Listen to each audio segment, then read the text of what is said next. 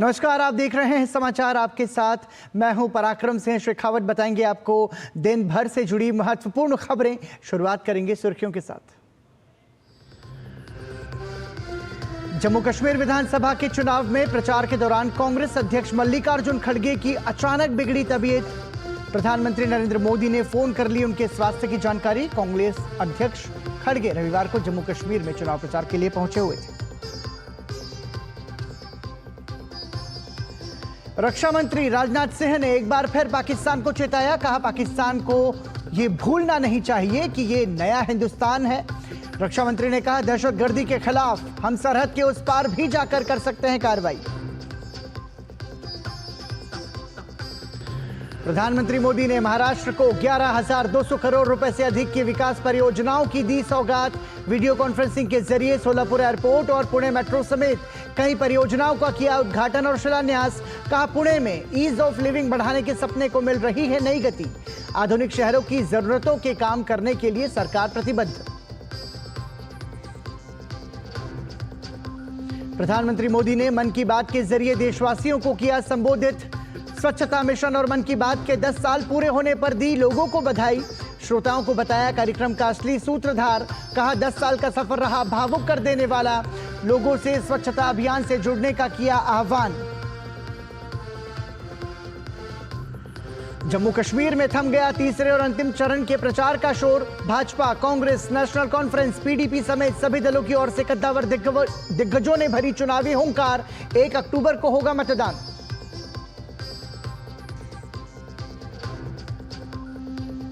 हरियाणा चुनावी संग्राम के लिए चढ़ा सियासी पारा। अमित शाह ने कांग्रेस पर तुष्टीकरण की राजनीति करने का लगाया आरोप। कांग्रेस के दिग्गजों ने प्रचार में झोंकी ताकत। जेजेपी, एएसपी गठबंधन ने लोक लुभावन वादों से भरा घोषणा पत्र किया जारी। अरविंद केजरीवाल का दावा, आपके समर्थन के बिना हरियाणा में सरकार बनाना नहीं संभव। नेपाल में मूसलाधार बारिश और भूस्खलन से भारी तबाही। अब तक 130 से ज्यादा लोगों की मौत। नेपाल के चलते बिहार के कई जिलों में बाढ़ के हालात। उत्तर प्रदेश में भी कई जगह बाढ़ से स्थिति चिंताजनक। उत्तर प्रदेश के प्रयागराज में फूलपुर विधानसभा क्षेत्र में एक रैली के दौरान आपस में भिड़े कांग्रेस के कार्यकर्ता। एक दूसरे पर जमकर बरसाए मुक्के। कांग्रेस के दिग्गज नेताओं की मौजूदगी में एक दूसरे पर नजर आए हमलावर।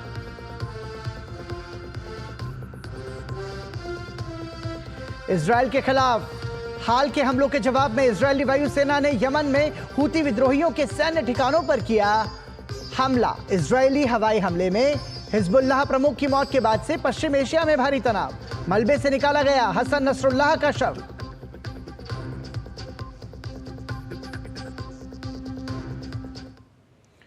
और सुर्खियों के बाद आइए अब खबरों पर नजर डालते हैं विस्तार से।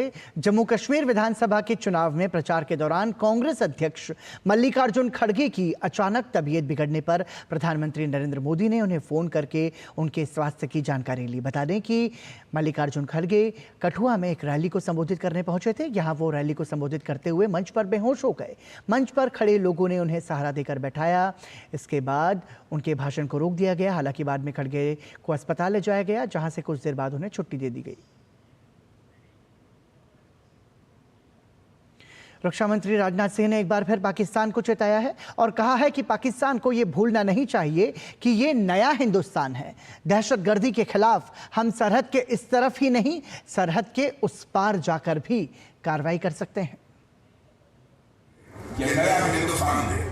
दहशतगर्दी के खिलाफ हम सरहद के इस तरफ ही नहीं, जरूरत होगी तो सरहद के उस पार भी आकर मुकाबला कर सकते हैं।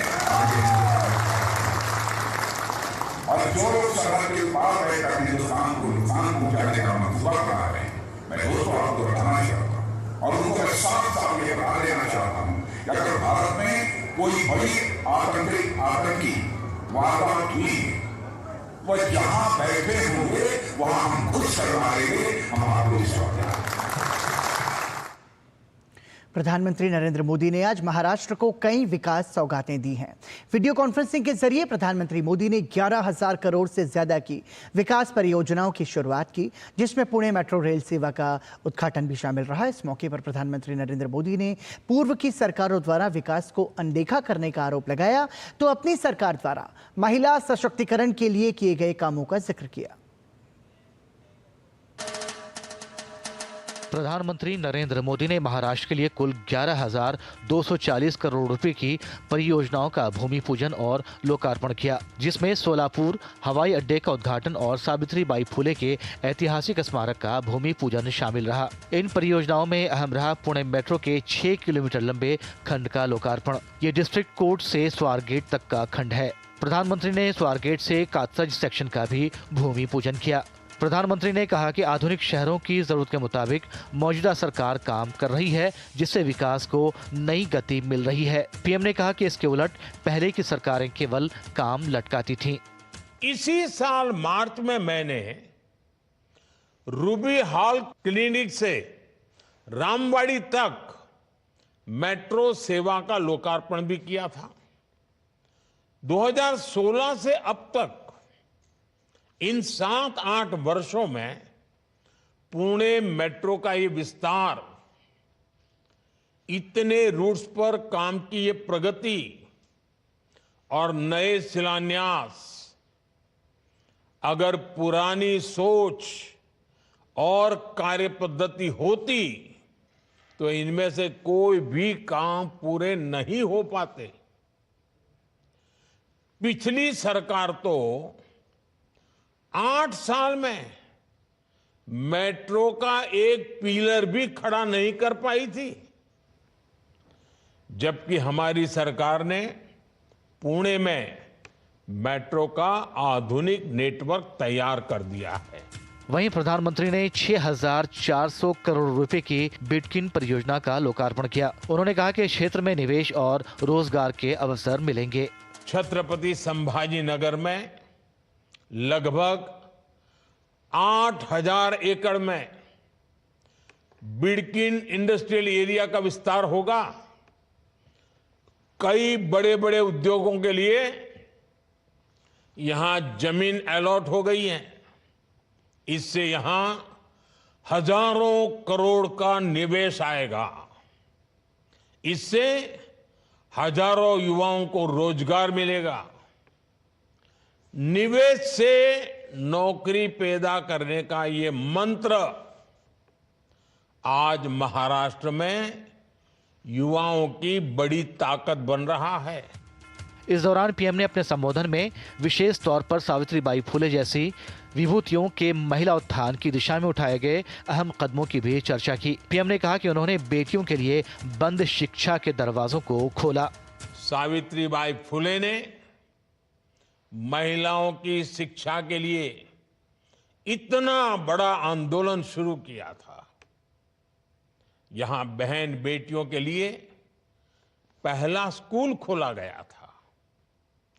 इसकी स्मृति को, इस विरासत को संजो कर रखना जरूरी है। इन परियोजनाओं से न केवल कनेक्टिविटी में काफी सुधार होगा, बल्कि सोलापुर पर्यटकों, व्यापारिक गतिविधियों के लिए आने वाले यात्रियों और निवेशकों के लिए अधिक सुलभ हो जाएगा। आपको बता दें कि सोलापुर में मौजूदा टर्मिनल भवन को सालाना लगभग 4.1 लाख यात्रियों को सेवा देने के लिए पुनर्निर्मित किया गया है। साल 2014 से पहले भारत में मेट्रो रेल प्रणाली केवल 248 किलोमीटर तक सीमित थी और केवल 5 शहरों में परिचालन में थी। पिछले 10 वर्षों में 700 किलोमीटर से अधिक नई मेट्रो लाइनें चालू हो गई हैं। Bureau report, DD news. 10 साल पहले प्रधानमंत्री मोदी ने रेडियो के जरिए देश की जनता से संवाद का जो सिलसिला शुरू किया था, वो आज भी कायम है। 114वें मन की बात में आज प्रधानमंत्री नरेंद्र मोदी ने कई समसामयिक विषयों पर अपनी बात साझा की। इस मौके पर प्रधानमंत्री ने वोकल फॉर लोकल की अपील की, तो प्रकृति संरक्षण का मंत्र भी साझा किया। प्रधानमंत्री नरेंद्र मोदी ने देशवासियों को मासिक कार्यक्रम मन की बात के माध्यम से संबोधित किया। उन्होंने मन की बात कार्यक्रम के 10 साल पूरे होने पर प्रसन्नता जाहिर की। कहा कि मन की बात की यात्रा बेहद खास रही, जिसके लिए कई ऐसे पड़ाव हैं जिन्हें वह कभी भूल नहीं सकती। पीएम ने कहा कि मन की बात के श्रोता ही कार्यक्रम के असली सूत्रधार हैं। इस दौरान उन्होंने मीडिया का विशेष तौर पर आभार जताते हुए कहा कि उनकी ही अथक प्रयासों से मन की बात इस महत्वपूर्ण पड़ाव तक पहुंचा है। इस साल 3 अक्टूबर को जब मन की बात के 10 वर्ष पूरे होंगे, तब नवरात्रि का पहला दिन होगा। मन की बात की इस लंबी यात्रा के कई ऐसे पड़ाव हैं जिन्हें मैं कभी भूल नहीं सकता। मन की बात के करोड़ों श्रोता हमारी इस यात्रा के ऐसे साथी हैं जिनका मुझे निरंतर सहयोग मिलता रहा। देश के कोने कोने से उन्होंने जानकारियां उपलब्ध कराई। मन की बात के श्रोता ही इस कार्यक्रम के असली सूत्रधार हैं। मैं आज दूरदर्शन, प्रसार भारती और ऑल इंडिया रेडियो से जुड़े सभी लोगों की भी सराहना करूंगा। उनके अथक प्रयासों से मन की बात इस महत्वपूर्ण पड़ाव तक पहुंचा है। प्रधानमंत्री नरेंद्र मोदी ने मन की बात के माध्यम के जरिए एक बार फिर स्थानीय उत्पादों को बढ़ावा देने के लिए त्योहारी सीजन में वोकल फॉर लोकल की अपील की। केंद्र सरकार की मेक इन इंडिया कार्यक्रम को 10 साल पूरे हो चुके हैं और मेक इन इंडिया के कारण देश में अब विश्व स्तरीय उत्पाद बन रहे हैं। आज भारत मैन्युफैक्चरिंग का पावर हाउस बना है और देश की युवा शक्ति की वजह से दुनिया भर की नजरें हम पर है।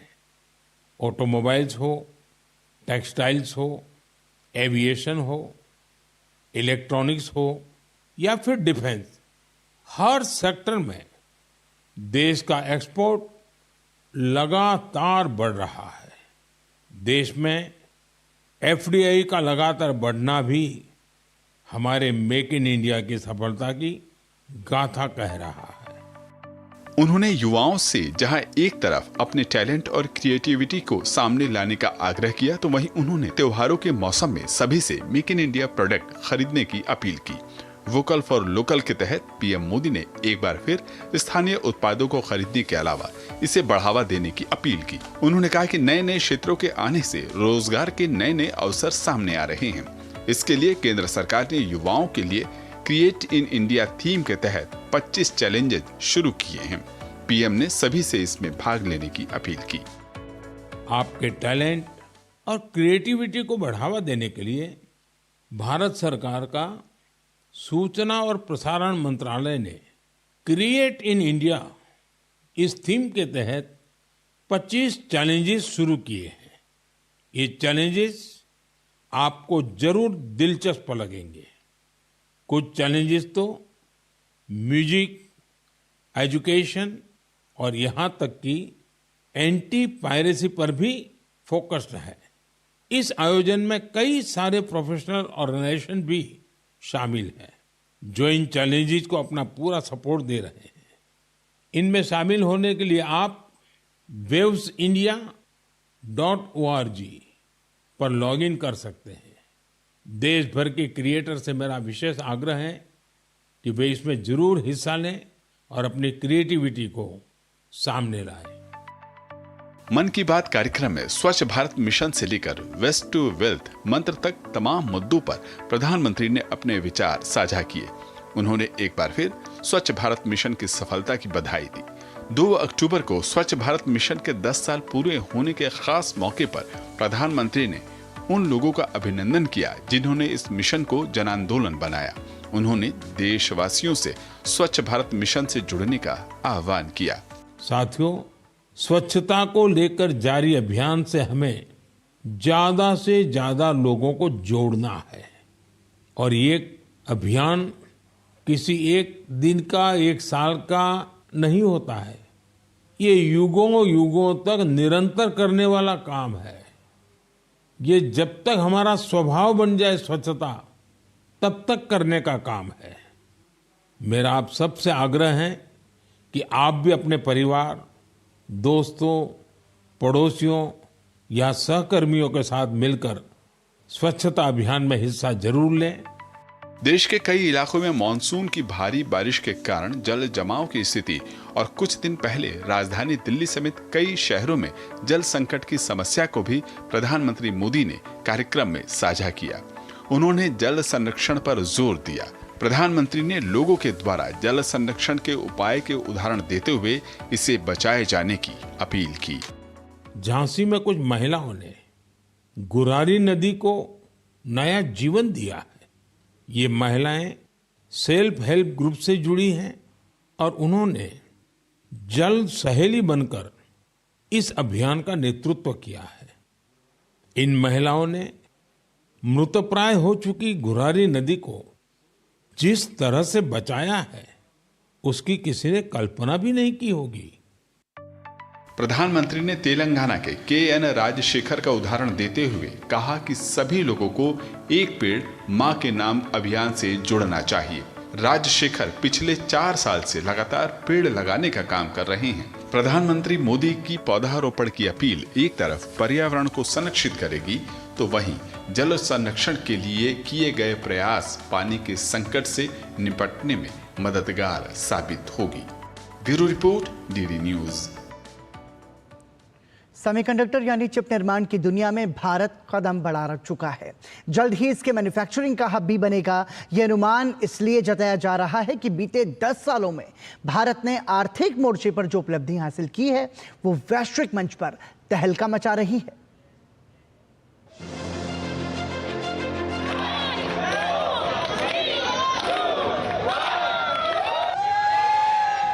एप्पल 16 की लॉन्चिंग में पूरी दुनिया में दीवानगी ठीक वैसी ही नजर आई जैसी पहले देखी जा चुकी है। कतारें वैसी ही लगी, लोग घंटों लाइनों में खड़े रहे। लेकिन इस पूरी घटना में एक टैग लाइन थी जो पूरी दुनिया में छाई रही और ये थी मेड इन इंडिया। पहली बार एप्पल 16 के प्रो मॉडल तक की मैन्युफैक्चरिंग भारत में हुई। ये है नए भारत की ताकत। अब देश सुपर कंप्यूटर ही नहीं, क्वांटम कंप्यूटिंग की ओर बढ़ चुका है। देश में पहली बार सेमीकंडक्टर बनाने का इकोसिस्टम तैयार हो रहा है। ये परिणाम है प्रधानमंत्री मोदी की स्पष्ट नीति, साफ नीयत और रिफॉर्म करने के निर्णायक फैसलों का। प्रधानमंत्री नरेंद्र मोदी ने विकसित राष्ट्र के संकल्प के साथ साल 2014 में देश की कमान संभाली। देखते ही देखते देश ने करवट ली और अब दुनिया की बड़े से बड़ा देश भारत की बात सुनता है। आर्थिक मोर्चे पर तो भारत ने कमाल ही कर डाला। 10वें पायदान से अब भारत 5वें नंबर पर पहुंच चुका है।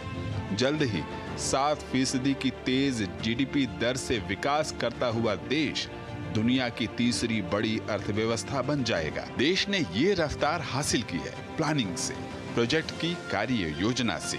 इंफ्रा विकास में ना तो अब लाल फीताशाही आड़े आती है और ना ही बेवजह के कानून और नियम। समयबद्ध तरीके से परियोजनाओं को पूरा कराने के लिए हर एक पड़ाव की प्रगति की समीक्षा और उसकी मॉनिटरिंग की जाती है। असर साफ तौर पर सागरमाला, भारतमाला जैसी महत्वाकांक्षी परियोजनाओं में नजर आता है। भारतमाला के तहत कुल 34,800 किलोमीटर सड़क का निर्माण तेजी के साथ हो रहा है। वहीं सागरमाला में 5.8 लाख करोड़ रुपए की लागत से पोर्ट और तटीय क्षेत्र में इंफ्रा विकसित करने का लक्ष्य रखा गया है। वहीं मेट्रो का विस्तार 2014 के मुकाबले 248 किलोमीटर से बढ़कर अब 945 किलोमीटर तक जा पहुंचा है। 100 से ज्यादा स्वदेश में निर्मित semi high speed Vande Bharat आधुनिक रेलवे स्टेशन नए भारत की शान है। ईज ऑफ लिविंग के मंत्र ने आर्थिक के साथ सामाजिक क्षेत्र में चमत्कारी बदलाव किए हैं।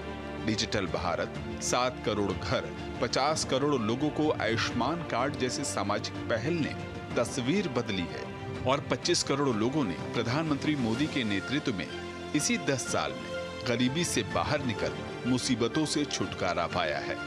विकास और बदलाव का असर रक्षा क्षेत्र में भी स्पष्ट नजर आता है। प्रधानमंत्री नरेंद्र मोदी की दूरदर्शिता एक बड़ी वजह है कि भारत अब दुनिया में एक उत्पादक निर्यातक देश बनकर उभर रहा है। देश में रिकॉर्ड 1.27 लाख करोड़ रुपए की रक्षा सामग्री का निर्माण वित्त वर्ष 2023-24 में हुआ और साल 2029 तक इसे 3 लाख करोड़ रुपए करने का लक्ष्य रखा गया है। वहीं वित्त वर्ष 2023-24 में 21,000 करोड़ रुपए से ज्यादा का निर्यात किया गया है। अब दुनिया के टॉप 25 देशों में भारत शामिल हो चुका है। रक्षा क्षेत्र में बढ़ती आत्मनिर्भरता से एक ओर देश को पैसे की बचत हुई है तो वहीं देश का सामर्थ्य भी नजर आया है। भारत इंफॉर्मेशन और स्पेस तकनीक में भी किसी से पीछे नहीं है। स्पेस तकनीक में वह उन 5 देशों में शामिल है जो अंतरिक्ष में विभिन्न उपग्रह प्रक्षेपित करने की क्षमता रखते हैं। चंद्रयान 3 की सफल लैंडिंग ने तो दुनिया को जता दिया कि अब भारत रुकने वाला नहीं है। 300 से ज्यादा स्टार्टअप स्पेस सेक्टर में काम कर रहे हैं। स्पेस में निजी क्षेत्र का निवेश 1,000 करोड़ रुपए से ज्यादा का है। अगर यह सदी सूचना क्रांति की है तो भारत दुनिया में इसका नेतृत्व कर रहा है।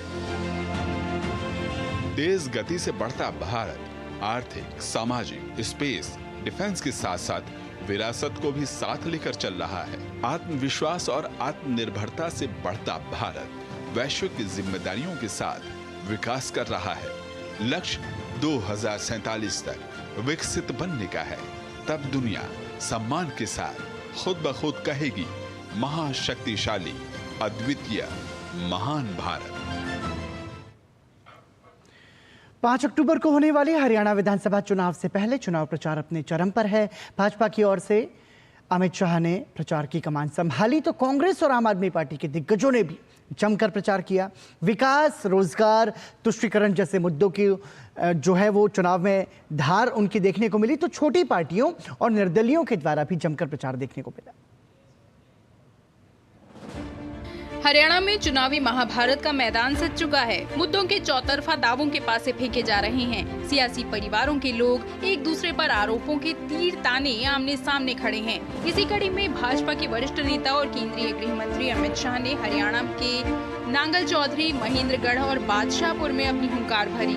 अमित शाह ने राहुल गांधी सहित कांग्रेस के ऊपर जमकर हमला बोला। उन्होंने कहा कि कांग्रेस तुष्टीकरण की राजनीति में अंधी हो चुकी है। उसे पाकिस्तान जिंदाबाद के नारे अच्छे लग रहे हैं। साथ ही उन्होंने वक्फ बोर्ड कानून को जल्द लाने की भी बात कही। कांग्रेस के मंचों पर पाकिस्तान जिंदाबाद के नारे लग रहे हैं।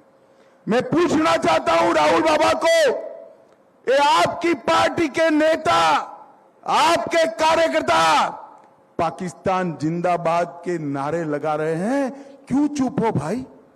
क्यों चुप हो? क्यों नहीं रोकते?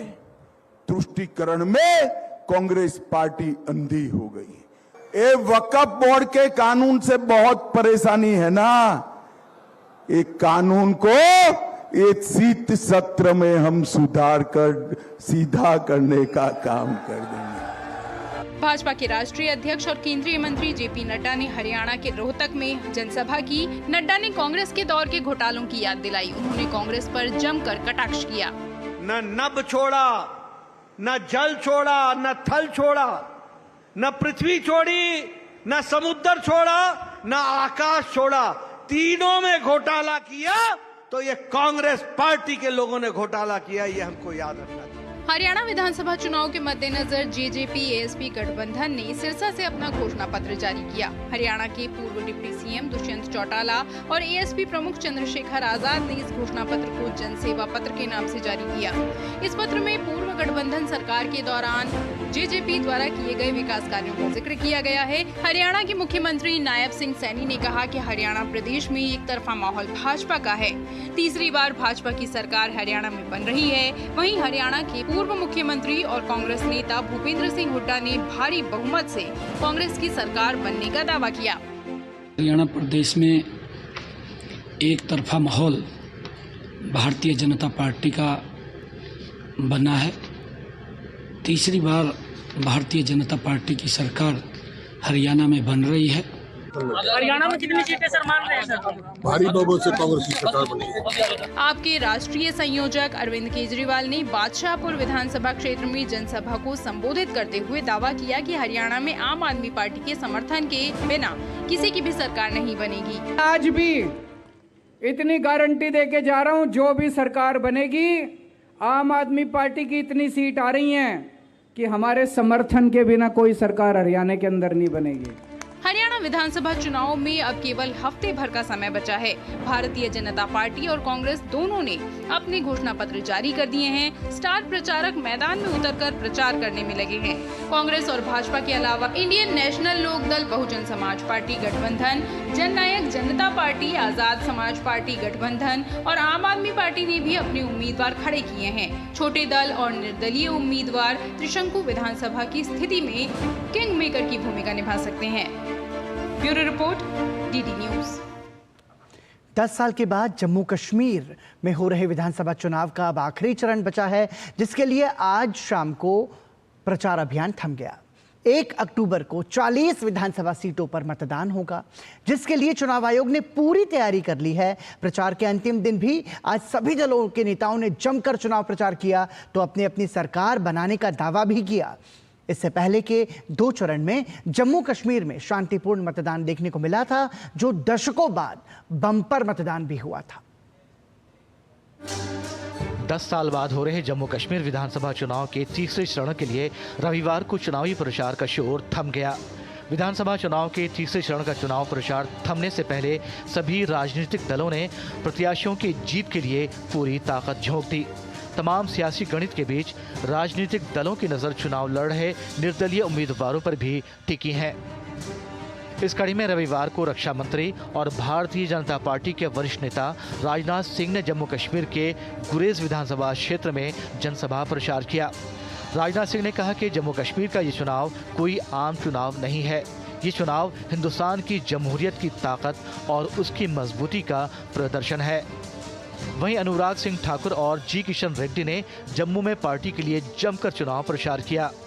वहीं बीजेपी नेता और जम्मू कश्मीर भाजपा प्रभारी तरुण चुग ने जम्मू कश्मीर के करना में एनसी के नेता उमर अब्दुल्ला को लेकर बड़ा दावा किया। उन्होंने कहा कि वो दोनों सीटों से चुनाव हारेंगे। नेशनल कॉन्फ्रेंस के उपाध्यक्ष और पूर्व मुख्यमंत्री उमर अब्दुल्ला ने बारामूला में जमकर चुनाव प्रचार करते हुए अपनी जीत का दावा किया। कांग्रेस अध्यक्ष मल्लिकार्जुन खड़गे ने जम्मू कश्मीर के जसरोटा में जनसभा को संबोधित किया। उन्होंने कांग्रेस के चुनावी वादे दोहराए। कांग्रेस नेता सचिन पायलट ने उधमपुर में पार्टी की कमान संभाली। इस मौके पर उन्होंने दावा किया कि उच्च मतदान प्रतिशत से कांग्रेस को फायदा होगा। उन्होंने कहा कि लोग बदलाव चाहते हैं। वहीं जम्मू कश्मीर विधानसभा चुनाव के मद्देनजर जम्मू कश्मीर पुलिस अन्य सुरक्षा बलों के साथ मिलकर सुरक्षा व्यवस्था की निगरानी कर रही है। चुनाव आयोग ने यह सुनिश्चित करने में कोई कसर नहीं छोड़ी है कि लोग अपने मौलिक अधिकार का इस्तेमाल कर सकें। We have made the arrangements as per the ECI guidelines. Whatever the guidelines are, strictly as per those guidelines, we have made the security arrangements. हम लोगों ने सारा इंतजाम किया है। सिक्योरिटी फोर्सेस का अलग अलग टीम इंतजाम कर रखी है। अगर कहीं भी कोई भी घटना होती है तो उसकी अलग अलग टीम है। इलेक्शन के लिए अलग से टीम है, पोलिंग के लिए अलग से टीम है, एरिया डोमिनेशन के अलग है। तीसरे चरण में जिन 40 सीटों पर वोटिंग होनी है उनमें 24 सीटें जम्मू संभाग में आती हैं, जबकि 16 सीटें कश्मीर संभाग वाले क्षेत्र में आती हैं। जम्मू की सभी सीटों पर कांग्रेस और बीजेपी के बीच कड़ी और सीधी टक्कर देखने को मिल रही है। Bureau report, DD news. Assam के मुख्यमंत्री हिमंता बिस्वा शर्मा ने कांग्रेस को हिंदू विरोधी बताया। उन्होंने कहा कि आतंकियों की मौत पर कांग्रेस के नेता आंसू बहाते हैं। हर बार हमास का कोई लीडर मरता है, प्रियंका गांधी रोना शुरू कर देते हैं। लेकिन अगर भारत में कोई आतंकवादी हमले में हिंदू मरते हैं, शहीद होता है, क्या उनके लिए वो रोता है? ये लोग हिंदू विरोधी है और कुछ नहीं है, उनका डीएनए ही हिंदू विरोधी। उत्तर प्रदेश के प्रयागराज में फूलपुर विधानसभा क्षेत्र में एक रैली के दौरान कांग्रेस के कार्यकर्ताओं में आपस में ही झड़प हो गई। कार्यकर्ताओं ने एक दूसरे पर जमकर मुक्के बरसाए। पार्टी के कार्यकर्ता कांग्रेस के दिग्गज नेताओं की मौजूदगी में ही एक दूसरे पर हमलावर नजर आए। प्रसार भारती के चेयरमैन नवनीत सहगल ने मन की बात में प्रसार भारती, आकाशवाणी और दूरदर्शन की सराहना करने के लिए प्रधानमंत्री नरेंद्र मोदी का आभार व्यक्त किया। प्रसार भारती के अध्यक्ष ने सोशल मीडिया प्लेटफॉर्म एक्स पर लिखा कि धन्यवाद माननीय प्रधानमंत्री जी, आपकी सराहना प्रसार भारती, इसके विभिन्न अंगों, दूरदर्शन तथा ऑल इंडिया रेडियो तथा इसके सारे कर्मचारियों के लिए एक प्रेरणादायक तथा उत्साहवर्धक है। हमें गर्व है कि हम आपके राष्ट्र निर्माण के संकल्प को जन जन तक पहुंचाने में आपके साथ जुड़े हैं। आपका संदेश पूरे प्रसार भारती परिवार में एक नई स्फूर्ति और नवचेतना का संचार करेगा। केंद्रीय सूचना और प्रसारण राज्य मंत्री एल मुरुगन ने भारत की अर्थव्यवस्था को मजबूत बताया। उन्होंने कहा कि भारत विश्व गुरु बनने की राह में आगे बढ़ रहा है। Our vision is in 2047 we will be the Vishwaguru, Viksit Bharat.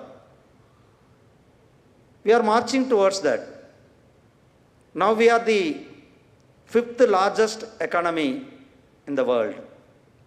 In 27 we will be the 3rd largest economy. In 2047 we will be the number 1 economy and as well as Viksit Bharat. Now after 2014, within this 10 years, almost 1,20,000 startup companies came up, like youngsters, new generation people. They are all the CEOs, they are all the entrepreneurs. केंद्रीय वाणिज्य और उद्योग मंत्री पीयूष गोयल ने production linked incentive scheme की लाभार्थी 1300 कंपनियों में से 140 के प्रतिनिधियों के साथ दिल्ली में बैठक की। उन्होंने कहा कि पीएलआई योजना का फायदा उम्मीद से कहीं ज्यादा हुआ है। प्रधानमंत्री नरेंद्र मोदी के मेक इन इंडिया संकल्प को पूरा करने और आयात पर निर्भरता को कम करने में पीएलआई की महत्वपूर्ण भूमिका रही है। वहीं इससे 12 लाख नौकरियों का सृजन भी हुआ है। वाणिज्य मंत्री पीयूष गोयल ने कहा है कि प्रोडक्शन लिंक्ड स्कीम यानी पीएलआई की सफलता की कहानी आने वाले दिनों में और बढ़ेगी। 1300 लाभार्थी कंपनियों के 140 प्रतिनिधियों के साथ बैठक के बाद उन्होंने कहा कि कुछ सेक्टर्स में लाभार्थी कंपनियां अभी खुद को स्थापित करने के चरण में हैं। योजना में शामिल 14 सेक्टर्स में से अधिकतर की कंपनियों की सफलता देश के सामने है। वाणिज्य मंत्री ने कहा कि पीएम नरेंद्र मोदी के मेक इन इंडिया संकल्प को पूरा करने और विदेशी तकनीक व उत्पादों पर निर्भरता को कम करने में पीएलआई स्कीम ने बुनियादी बदलाव किया है। उन्होंने कहा कि उद्योगों को लगभग 2 लाख करोड़ रुपए का निवेश हासिल हुआ है, जो उम्मीद से भी ज्यादा है। वहीं इससे 12 लाख रोजगार का भी सृजन हुआ है। My own expectation is that we will land up with an investment of upward of 2 lakh crores. Through the encouragement or the kick-starting that the PLI schemes have given in these 14 sectors. I'm not even including the investments coming into the semiconductor industry, which could itself be upward of 2 lakh crores. PLI scheme के लाभार्थियों खासकर MSME sector की कंपनियों का कहना है कि इस योजना से उन्हें न केवल देश में बल्कि विदेशों में भी अपने ब्रांड की पहचान स्थापित करने और बिजनेस का विस्तार करने में बहुत मदद मिली है। पीएलआई की स्कीम सरकार ने निकाली और जिसकी वजह से देश की फूड प्रोसेसिंग के साथ साथ 13 अन्य सेक्टर्स को भी इसका जो फायदा हो रहा है, उसको भारत को विश्व में एक बड़ा ऊंचा स्थान दिलाने में मदद करेगी। Under PLI scheme we have invested approximately 3,500 crores so far, and we have also generated an employment of around 6,000 people. वाणिज्य मंत्री ने कहा कि देश भर में 20 इंडस्ट्रियल टाउन स्थापित किए जा रहे हैं और कंपनियों के लिए जरूरी अनुमतियों के लिए सिंगल विंडो सिस्टम लागू किया जाएगा। उन्होंने भारतीय उद्योगों से भी अपील की कि वह अपने उत्पादों की गुणवत्ता को लेकर किसी तरह का समझौता ना करें और जहां तक संभव हो कच्चे माल के लिए स्वदेशी कंपनियों को ही प्राथमिकता दें। विकास सारथी, डीडी न्यूज, दिल्ली। केंद्रीय वाणिज्य और उद्योग मंत्री पीयूष गोयल अगले सप्ताह अमेरिका के दौरे पर रहेंगे। यात्रा के दौरान केंद्रीय मंत्री प्रमुख अमेरिकी और भारतीय सीईओ से बातचीत करेंगे और निवेश के अवसरों पर चर्चा करेंगे। वाणिज्य और उद्योग मंत्रालय ने एक बयान में कहा कि केंद्रीय मंत्री वाशिंगटन डीसी में अमेरिकी वाणिज्य सचिव जीना रायमोंडो के साथ भारत अमेरिका सीईओ फोरम की सह-अध्यक्षता करेंगे, जिसमें दोनों देश सतत आर्थिक विकास करने, व्यापार और निवेश के माहौल में सुधार लाने पर चर्चा करेंगे। साथ ही भारतीय और अमेरिकी व्यापार समुदायों के बीच संबंधों को गहरा करने के तरीकों पर भी चर्चा करेंगे। US India strategic partnership forum द्वारा आयोजित एक गोलमेज सम्मेलन में व्यापार और उद्योग जगत के नेताओं के साथ बातचीत भी करेंगे। ये बातचीत भारत और अमेरिका की अर्थव्यवस्थाओं के बीच पूरक शक्तियों और तालमेल का और अधिक लाभ उठाने के तरीकों पर जोर देगी। इसके साथ ही केंद्रीय मंत्री युवा बिजनेस लीडर्स गोलमेज सम्मेलन और भारत अमेरिका रत्न और आभूषण व्यापार गोलमेज सम्मेलन की भी अध्यक्षता करेंगे। देश के कई हिस्सों सहित उत्तर प्रदेश में बीते कुछ दिनों में अलग अलग जिलों में रेल पटरियों पर गैस सिलेंडर, लोहे का सरिया, पेड़ की डाल रखे जाने की लगातार घटनाओं के बाद शनिवार को बलिया में ट्रेन को बेपटरी करने की कोशिश हुई। बकुल्हा मांझी स्टेशन के बीच ट्रैक पर पत्थर के बड़े टुकड़े से लखनऊ छपरा एक्सप्रेस का इंजन टकरा गया। हालांकि घटना में जानमाल को कोई नुकसान नहीं हुआ। इसी तरह महोबा के रेलवे ट्रैक पर पत्थर रखकर ट्रेन को डिरेल करने का प्रयास किया गया।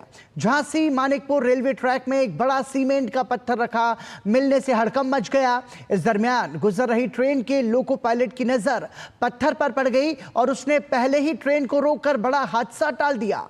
लोको पायलट ने उच्च अधिकारियों को सूचना दी, जिस पर स्थानीय पुलिस और आरपीएन ने मौके पर पहुंचकर पत्थर को हटाया और आरोपी को भी गिरफ्तार कर लिया। पुलिस मामले की जांच में जुटी हुई है।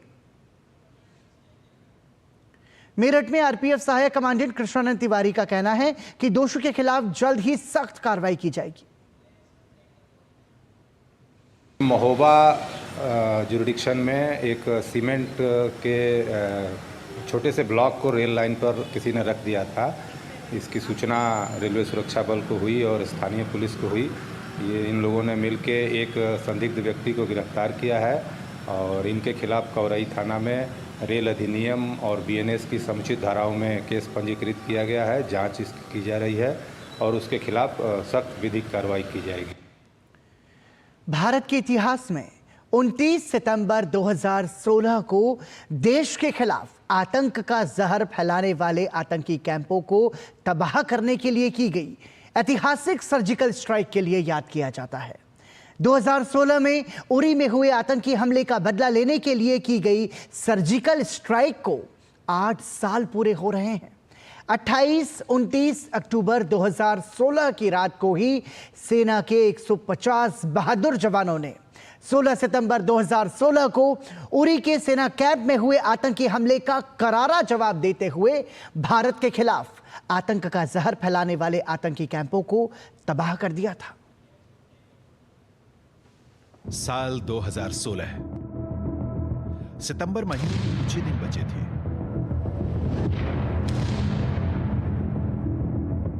कश्मीर में ठंड बढ़ने लगी थी।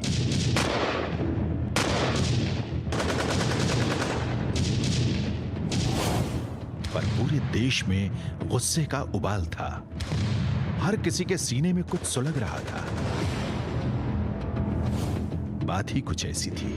आतंकियों ने उड़ी में आर्मी के 12वीं ब्रिगेड हेडक्वार्टर पर कायराना हमला जो कर दिया था। इस हमले में भारत ने अपने 18 जांबाजों को खो दिया था। लेकिन कायर दुश्मन ये नहीं जानता था कि ये नया भारत है जो अंदर घुसकर सबक सिखाना जानता है। उड़ी हमले के बाद सरकार और सेना के बीच बातचीत होती है। 28 सितंबर की आधी रात को मी-17 हेलीकॉप्टर्स में 150 कमांडो एलओसी के पास उतरते हैं।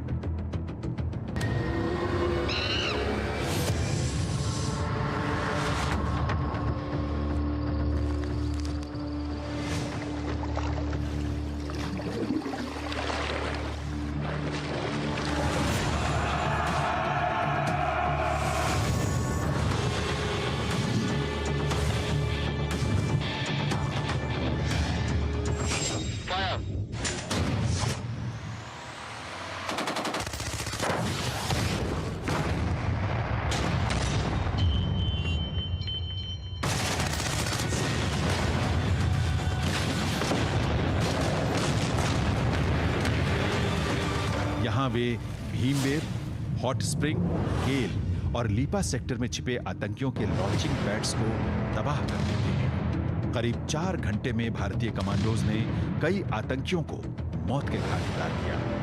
That some terrorist teams had positioned themselves at launch pads along the line of control with an aim to carry out infiltration and terrorist strikes in Jammu and Kashmir and various other metros in our country.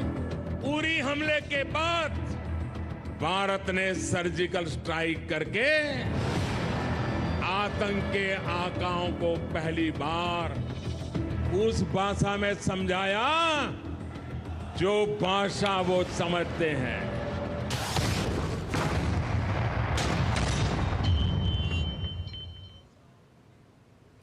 नई दिल्ली के अखिल भारतीय आयुर्विज्ञान संस्थान में oral health पर परिचर्चा का आयोजन किया गया। जेमे centre for dental education and research, AIIMS, Indian dental association, CIMS, देश भर के विषय विशेषज्ञ, डॉक्टर्स और अन्य संबंधित शामिल हुए। विभिन्न सत्रों और पैनल डिस्कशन में डॉक्टर्स ने देश में बढ़ते डेंटल और मुख संबंधी रोगों पर चिंता जताते हुए उस पर पॉलिसी बनाने के साथ ही अन्य संबंधित विषयों पर अपनी बात कही। विशेषज्ञों ने कहा कि इस विषय को गंभीरता से लेने के साथ ही सभी संबंधित एजेंसियों को मिलकर काम करने की जरूरत है। साथ ही ओरल हेल्थ में कस्बों और ग्रामीण क्षेत्रों में अधोसंरचना के विकास की आवश्यकता है। NITI Aayog, ICMR, all India institute of medical sciences, Indian dental association, सब इन लोगों ने मिलके कुछ ऐसे तरीके निकालने की कोशिश की जा रही है जिससे कि दांतों की बीमारियों के ऊपर रोकथाम की जा सके। तो मैं इस कार्यक्रम की सफलता के लिए बहुत आशावान हूँ और इससे जो चीज़ें निकलेंगी वो हमारे पॉलिसी मेकर को, गवर्नमेंट्स को, स्टेट्स को उसमें बहुत मदद मिलेगी। हम लोग जितने भी stakeholders, doctors, academicians, researchers और जो head of the institutions, principal deans हैं और साथ साथ में पॉलिसी मेकर्स, तो उनके साथ हम लोगों ने थोड़ा सा सुबह वार्तालाप किया। उनकी गवर्नमेंट किस तरह से सोच रही है और हमारे लिए क्या डायरेक्शंस हैं कि डेंटल के जो रिसर्चर्स हैं और जो डेंटल फर्टिनिटी है वो कैसे काम करे। एक तो उन्होंने आके हमारा मार्गदर्शन किया।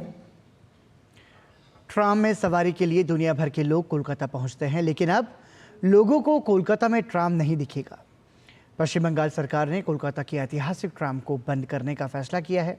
इस फैसले के तहत अब कोलकाता में एस्प्लेनेड से मैदान तक केवल इसी एक मार्ग पर ट्राम सेवाएं संचालित की जाएंगी। उधर इस फैसले पर लोगों का कहना है कि यातायात की समस्या के लिए ट्राम को दोषी नहीं ठहराया जा सकता। राज्य सरकार को ट्राम सेवाओं को बंद करने के फैसले पर फिर से विचार करना चाहिए। बता दें कि 150 साल पुरानी ट्राम सेवा शहर की सांस्कृतिक विरासत से जुड़ी हुई है। इस मामले पर परिवहन मंत्री स्नेहाशीष चक्रवर्ती ने कहा कि यातायात की समस्या के कारण ट्राम सेवाएं समाप्त की जा रही हैं। उन्होंने कहा कि वाहनों की बढ़ती आवाजाही के कारण एक ही सड़क पर ट्राम का भी संचालन अब मुश्किल होता जा रहा है, जिससे जाम की स्थिति पैदा हो रही है। उन्होंने ये भी कहा कि चूंकि मामला अभी कोलकाता हाई कोर्ट में लंबित है, इसलिए राज्य सरकार अगली सुनवाई में अपना पक्ष रखेगी। रिवर रिसाइकल लिमिटेड के CEO अंसी मिकोला ने बताया कि नदियों से इकट्ठा किए जाने वाले कूड़े को बेहतर कामों में उपयोग में लाने के लिए रिसाइकल किया जा रहा है। उन्होंने बताया कि रिवर रिसाइकल लिमिटेड मुंबई और कोचीन के जल स्रोतों से कूड़ा इकट्ठा कर रिसाइकल करने का काम कर रही है। Short-term solutions are river cleaners, systems that actually catch floating waste from rivers. These we have active in both Mumbai and Kochi. And the long-term solution is establishing recycling operations that actually make something valuable out of the waste that we currently find in the rivers. Nepal में भारी बारिश से वहां पर हालात बहुत चिंताजनक बने हुए हैं। अभी तक 125 से ज्यादा लोगों के मरने की खबर आ रही है, तो मौसम की मार से लोगों को बचाने के लिए बड़ी संख्या में बचाव और राहत का काम जारी है। इस बीच नेपाल की बाढ़ से पानी से बिहार में भी बुरा हाल है, जिसका असर बिहार के कई जिलों में देखा जा सकता है। बड़ी संख्या में लोगों को सुरक्षित स्थानों पर पहुंचाया गया है, तो राज्य सरकार बचाव एजेंसियों के साथ मिलकर लोगों की हर संभव मदद कर रही है। इस बीच बिहार में बाढ़ के हालात को देखते हुए केंद्रीय गृह मंत्रालय ने पटना में बैठक बुलाई। केंद्रीय गृह राज्य मंत्री नित्यानंद राय की अध्यक्षता में हुई बैठक में बाढ़ के हालात और उससे निपटने की तैयारियों को लेकर समीक्षा की गई। नेपाल में लगातार हो रही मूसलाधार बारिश के कारण मरने वालों की संख्या बढ़कर 132 हो गई है। इसी तरह आपदा से संबंधित घटनाओं के कारण 64 लोग लापता हैं और 61 घायल हुए हैं। नेपाल के बाढ़ग्रस्त इलाकों में राहत एवं बचाव अभियान जारी है। लोगों को सुरक्षित स्थानों पर स्थानांतरित किया जा रहा है। नेपाल बाढ़ का प्रभाव भारत के बिहार और उत्तर प्रदेश में भी देखने को मिल रहा है। नेपाल में भारी बारिश की वजह से कोसी में लगातार पानी बढ़ रहा है। रविवार सुबह 5 बजे तक कोसी बैराज बीरपुर से 6,61,295 क्यूसेक पानी छोड़ा गया, जिससे 56 सालों का रिकॉर्ड टूट गया। इस वजह से बिहार के कई जिलों में बाढ़ की स्थिति हो गई है। पानी बढ़ रहा है, स्थिति नॉर्मल है और भी हम लोग को अलर्ट रहने का आदेश मिला है। और प्लस में जो भी तटीय जो निवासी हैं उनको हम लोग बताया हूँ कि आप लोग सुरक्षित स्थान पर जाया करो और इसके बाद में जो भी बाढ़ आश्रय गृह है उनका शरण ले। इन हालात को देखते हुए तमाम तटबंधों की मॉनिटरिंग की जा रही है। आपदा प्रबंधन विभाग की ओर से कम्युनिटी किचन और ज़रूरी दवाओं का इंतजाम भी किया गया है। बराज में पानी का जो प्रवाह है वो बढ़ा है और बढ़ने का अलर्ट भी है। उसके मद्देनज़र हम लोग सारी तैयारी किए हुए हैं। खुद से भी हमारी तैयारी है और हमारे सभी जो क्षेत्रीय पदाधिकारीगण हैं या कर्मी हैं सभी क्षेत्र में भ्रमण कर रहे हैं, लोगों को अलर्ट कर रहे हैं। उत्तर प्रदेश में भी कई जगह बाढ़ के हालात बने हुए हैं। नेपाल द्वारा गंडक बैराज से पानी छोड़े जाने के बाद गंडक नदी का जलस्तर बढ़ गया है। नदी का जलस्तर बढ़ जाने से खड्डा क्षेत्र के भगवानपुर, शिवपुर, बसंतपुर, हरिहरपुर, नारायणपुर, मछहवा, बकुलादह, बाल गोविंद, छपरा आदि गांव में बाढ़ जैसी स्थिति बनी हुई है। सभी जगह पानी गांव में आने से अचानक पानी बढ़ने से निश्चित रूप से प्रभावित हुआ है, लेकिन प्रशासन की पूरी तैयारी है। सभी जगह खाने बनने प्रारंभ हो गए हैं और उम्मीद है कि पानी अब घटना भी शुरू हो गया है। जिला प्रशासन द्वारा बाढ़ प्रभावित लोगों के लिए खाने और रहने का इंतजाम किया गया है। नदी के तटीय इलाकों में रेड अलर्ट जारी कर दिया गया है और लोगों को सुरक्षित रहने का निर्देश दिया गया है। Bureau report, DD news. देश भर में 2 अक्टूबर तक स्वच्छता ही सेवा पखवाड़ा मनाया जा रहा है, जिसे लेकर जगह जगह विभिन्न कार्यक्रम बनाए जा रहे हैं। देखिए हमारी ये विशेष रिपोर्ट। स्वच्छता ही सेवा पखवाड़ा के तहत देश भर में इन दिनों जगह जगह स्वच्छता अभियान चलाए जा रहे हैं। इसी क्रम में उत्तर प्रदेश के मेरठ छावनी परिषद द्वारा एक अनोखी पहल की गई, जिसमें मेरठ के सांसद अरुण गोविल और छावनी परिषद के सीईओ ने छावनी में घर घर जाकर लोगों को स्वच्छता के लिए जागरूक किया। प्राण कहा कि स्वच्छता के लिए सिर्फ एक ही पखवाड़ा समर्पित न हो, बल्कि प्रत्येक मानव को जीवन भर स्वच्छता और स्वास्थ्य को अपनी प्राथमिकता में रखना चाहिए। जो सेवा पखवाड़ा हो रहा है वो स्वच्छता सेवा पखवाड़ा, वो मुझे लगता है काफ़ी बहुत सक्सेसफुल है। बहुत हम लोगों ने भी बहुत सारे प्रोग्राम्स किए हैं और सब मिलकर बढ़ चढ़ कर हिस्सा ले रहे हैं। और आदरणीय प्रधानमंत्री जी ने जो उनके जन्मदिन के उपलक्ष्य में ये किया गया है और इसके रिजल्ट्स बहुत अच्छे हैं और बहुत अच्छे काम के लिए हो रहा है। स्वच्छता अपने आप में जो है वो सिर्फ अपने लिए ही सेवा नहीं बल्कि समाज के लिए भी सेवा है। इस दौरान छावनी परिषद के सीईओ जाकिर हुसैन ने उपस्थित कैंट वासियों और छावनी परिषद कर्मचारियों से भी सामूहिक रूप से सफाई अभियान में योगदान देने का आह्वान किया। हम लोगों ने डोर टू डोर स्वच्छता अभियान स्टार्ट कर रखा है। इसमें इस बार आज के दिन माननीय सांसद महोदय अरुण गोविल जी कैंट बोर्ड में आ रहे हैं और डोर टू डोर वो कैंपेन करेंगे। इसके अलावा 3R पे काम किया जा रहा है, जिसमें प्लास्टिक का रीयूज, रिड्यूस, रिसाइकल पे काम किया जा रहा है। उधर उत्तराखंड के उधम सिंह नगर के जिला न्यायाधीश के नेतृत्व में रुद्रपुर में स्वच्छता अभियान चलाया गया, जिसमें सभी न्यायाधीश, वकील और पर्यावरण मित्रों ने स्वच्छता अभियान के तहत कूड़ा एकत्रित कर व्यापक सफाई अभियान चलाया। अभियान के तहत लोगों को स्वच्छता के प्रति जागरूक किया गया। पारिवारिक मामलों के न्यायाधीश ओम कुमार का कहना है कि पूरे देश में स्वच्छता एक पर्व के रूप में मनाया जा रहा है। जिला न्यायालय हर साल गांधी जयंती के अवसर पे स्वच्छता पखवाड़ा मनाती है और लोगों को स्वच्छता के लिए जागरूक करते हैं, जिससे कि हमारा देश स्वस्थ रहे, लोग जागरूक हों स्वास्थ्य के प्रति, सफाई के प्रति, जिससे कि सब लोग स्वस्थ रहें और हमारा देश स्वच्छ रहे। जिला बार एसोसिएशन के अध्यक्ष ने बताया कि इस अभियान का मुख्य उद्देश्य स्वच्छता को लोगों के जीवन में एक आचरण के तौर पर शामिल करना है। राष्ट्रीय पर्व के रूप में स्वच्छता अभियान चलाया जा रहा है। जिला न्यायाधीश के नेतृत्व में पूरी जिला बार और समस्त न्यायिक अधिकारीगण, कर्मचारीगण इस स्वच्छता अभियान में जमीनी स्तर से कार्य कर रहे हैं, जिससे एक आम जनता तक संदेश जाए कि व्हाइट कॉलर लोग भी स्वच्छता के प्रति सचेत हैं और दैनिक दिनचर्या में स्वच्छता को प्रथम प्राधान्य करें। स्वच्छता जीवन का मूल मंत्र है और उत्तम स्वास्थ्य के लिए भी स्वच्छता परम आवश्यक है। हर वर्ष 17 सितंबर से 2 अक्टूबर तक स्वच्छता ही सेवा पखवाड़ा मनाया जाता है, जिसका उद्देश्य न सिर्फ समाज में स्वच्छता लाना है, बल्कि लोगों के जीवन में स्वच्छता को अभिन्न रूप से शामिल करना है। स्वच्छ भारत मुहिम को देश भर में भारी समर्थन मिल रहा है। समाज के सभी वर्गों के साथ साथ गणमान्य हस्तियां भी इस पहल की दिल खोलकर तारीफ कर रही हैं। कांची कामकोटी पीठम के जगतगुरु शंकर विजयेंद्र सरस्वती स्वामीगल ने प्रधानमंत्री नरेंद्र मोदी की स्वच्छता मुहिम को सराहा है। अपने प्रधानमंत्री जी का विशेष आग्रह के द्वारा ये सुंदर कार्यक्रम, भारत को और सुंदर बनाने के लिए ये जो कार्यक्रम है अच्छा चल रहा है। स्वच्छ भारत अभियान का पूर्ण रूप से फल मिलने के लिए हर नागरिक का, सिटीजन्स का पूर्ण सहयोग का जरूरत है। इजरायली हिजबुल्लाह के बीच जारी संघर्ष के और फैलने की आशंका जताई जा रही है। हिजबुल्लाह नेता हसन नसरुल्लाह की मौत के बाद संयुक्त राष्ट्र महासचिव एंटोनियो गुटेरेस ने संघर्ष में बाहरी ताकतों के शामिल होने का अंदेशा जताते हुए तुरंत अस्थायी युद्ध विराम पर जोर दिया। वहीं लेबनान के प्रधानमंत्री नजीब मिकाती ने भी कहा कि कूटनीतिक विकल्प के अलावा कोई विकल्प नहीं है।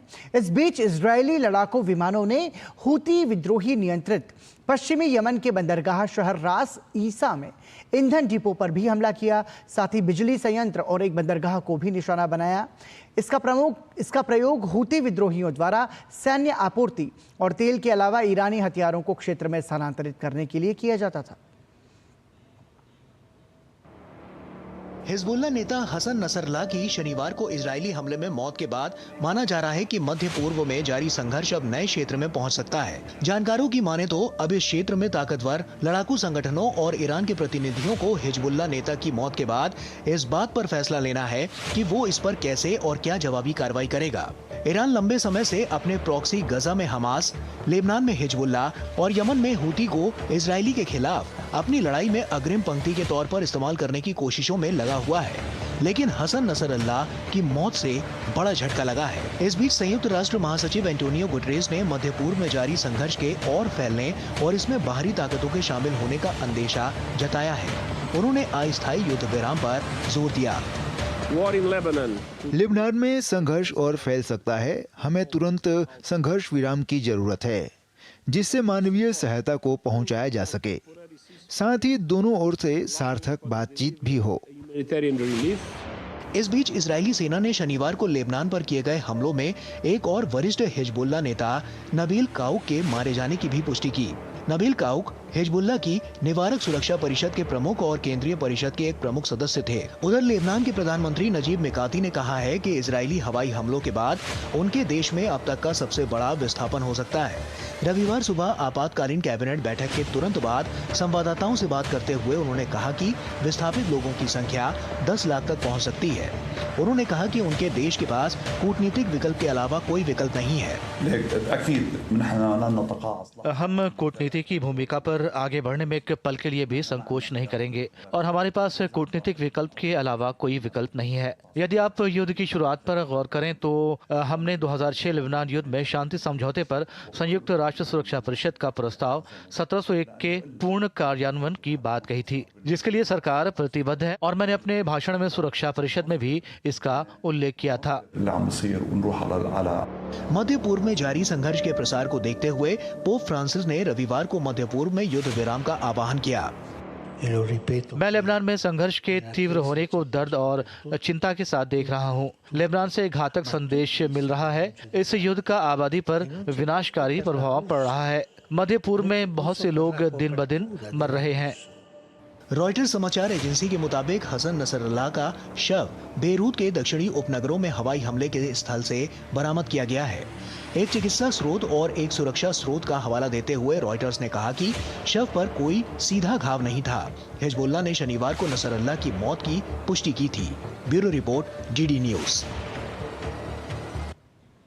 तिरुपति मंदिर के लड्डू प्रसादम मामले में विवाद बढ़ता जा रहा है। मामले की जांच के लिए SIT team Tirumala Tirupati Devasthanam TTD के कार्यकारी अधिकारी जे श्यामला राव के आवास पर पहुंची। ध्यान रहे कि बीते दिनों लड्डू बनाने में प्रयोग किए गए घी में पशु की चर्बी होने का मामला सामने आया था। मुख्यमंत्री चंद्रबाबू नायडू ने आरोप लगाया था कि जगनमोहन रेड्डी सरकार के दौरान इस प्रकार का घी प्रयोग किया जाता रहा। इस दावे की पुष्टि लैब जांच में भी हुई थी। बता दें कि इस मामले की जांच के लिए एसआईटी ने तिरुपति बालाजी मंदिर जाकर निरीक्षण कर लोगों से बातचीत की।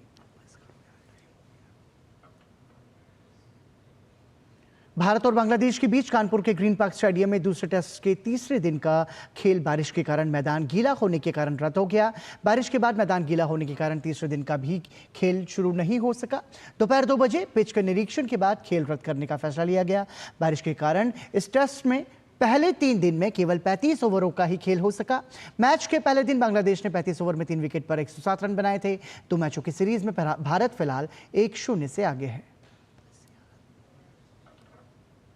भारतीय क्रिकेट कंट्रोल बोर्ड ने बांग्लादेश के खिलाफ 3 मैचों की T20 सीरीज के लिए भारतीय टीम का ऐलान कर दिया। इस सीरीज के लिए शुभमन गिल और यशस्वी जायसवाल को आराम दिया गया है। वहीं अभिषेक शर्मा को एक बार फिर मौका दिया गया है कि भारतीय टीम इस सीरीज में सूर्य कुमार यादव की अगुवाई में उतरेगी, जिन्होंने जुलाई में श्रीलंका के खिलाफ भी टीम की कमान संभाली थी। विकेटकीपर के तौर पर चयनकर्ताओं ने संजू सैमसन और जितेश शर्मा को शामिल किया और तेज गेंदबाज मयंक यादव और नीतीश कुमार रेड्डी को पहली बार भारतीय टीम में शामिल किया गया, जबकि स्पिनर वरुण चक्रवर्ती की टीम में वापसी हुई।